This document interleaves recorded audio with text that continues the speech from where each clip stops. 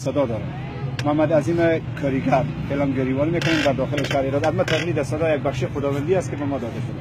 ساعت 2:20 دقیقه به وقت افغانستان، ساعت 16:15 دقیقه به وقت گرومی، آقای دونالد ترامپ رئیس جمهور ایالات متحده آمریکا یک تماس تلفنی با دکتر محمد غنی راجع به بحران اخیر در هلمند صحبت کرده است که ما باید 10,000 سرباز تازه نفس را در هلمند بفرستیم تا اینکه جلوی فاجعه بزرگ در افغانستان گرفته شود. آقای دونالد ترامپ با تماس تلفنی با دکتر غنی در این رابطه چنین گزارش داد: This is Boyd Zaki O'Brien described rapidly passes with this operation people Afghanistan. Dr. Ghani see this Boyd Zaki O'Brien described Helmand with this operation people Afghanistan. ما آقای دکتر غنی میدانیم که افغانستان یک بحران سرد مبدل شده. ولایت قندوز ولایت‌های مختلف افغانستان میخواهد که به دست مخالفین سقوط کند. آقای دکتر غنی شما در این رابطه چی بیانیه داشتین؟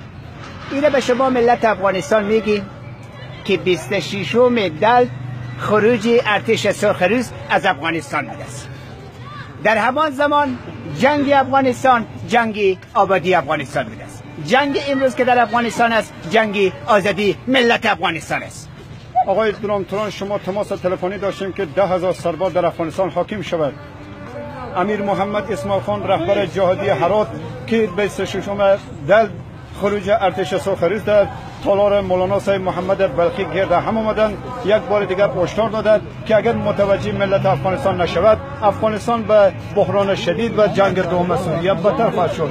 جناب محترم امیر محمد اسماعیل خان بر روزنامه خبر چنین گزارش داد: ما با صراحت میگیم که جنگ افغانستان از جنگ دوم سوریه بدتر خواهد شد. ما با صراحت میگیم که بزرگترین ارتش سرخروش در افغانستان به گنبست رسیدند. ما دیگر تحمل شهادت برادران هلمندی خود، فرای خود و ولایت‌های مختلف نداریم. ما می‌خواهیم که با آوردن ثبات و امنیت و روز 26 دل و خروج ارتش سرخروش در افغانستان داشتیم. امیر محمد اسماعیل خان یک بار دیگر با دکتر محمد غنی هشدار میداد که اگر فاجعه بزرگ جلویشان گرفته نشود افغانستان به یک جنگ سرد مبدل خواهد شد. آقای کرزی شما در این رابطه چیزی را نظر دارید؟ برادرای عزیز آرام باشید، آرام در سر جای خود بشینید. افغانستان امروز و فردای روز است. در همان روزی که خدا حسش کرده غلام کسی نبوده، عسکری کسی نکرده، خاک خدا نگاه کرده. آرام باشیم، هر چی که میگیم بی عزتی ما رو بگیم، بی حرمتی ما رو بگیم. افغانستان امروز و فردای روز است. در همان روزی که خدا حسش کرده غلام کسی نبوده، عسکری کسی نکرده، خاک خدا نگاه کرده. با یا بار دو بار ما رو در دوستی البته در بچگی بازی دادن. اما نمیدانیم که یک بار دیگر کشمکش‌ها به اوج حقیقت رسیده. جنرال عبدالرشید دوستم رهبر جنبش نظر خود در این رابطه چنین میگوید: همه جبهات جنگ از طرف القاعده، طالبان، داعش بود. ما میگیم تانک نداریم، توپچی نداریم، هواپیمای جنگی نداریم، با سلاح‌های زنگ زده در برابر دشمن مثل ما با جامعه جانی میگیم که یک دم جسم ملخر، دو دم جسم ملخر آخر در دام است.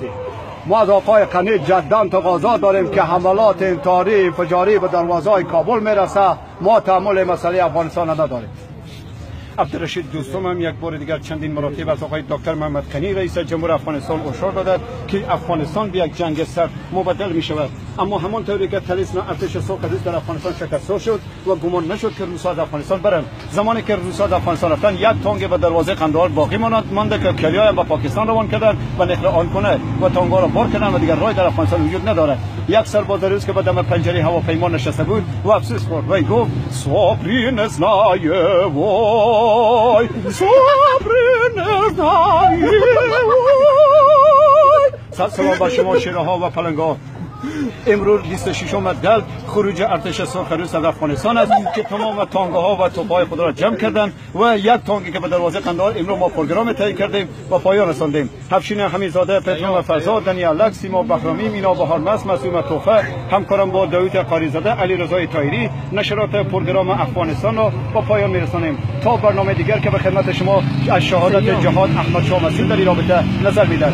این اطمینان بدیم که دفاع از افغانستان، دفاع از استقلال افغانستان یک افغانستان آزاد، آباد و آرام مستقل باقی بمانه و ریشه تروریسم از افغانستان کنده شود. یکی از آرمان همیشگی ما برای ملت افغانستان است که میتونه یک جنگ دیگری در افغانستان تحمل کنه، طوری که ما در برابر ارتش سرخروش مقاومت کردیم، در برابر ارتش سیاه طالبان در افغانستان مقاومت کردیم.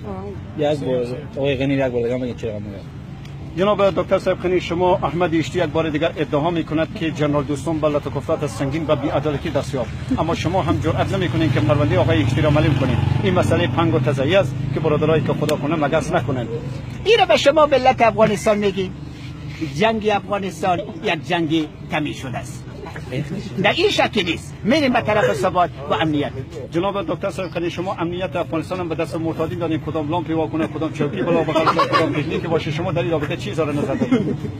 این به شما ملت افغانستان میگیم که اگر مرتادین خودم پیکنیکی یا خودم چوکی یا خودم توپ جنس در بغلش میره، حق دادنش نداری.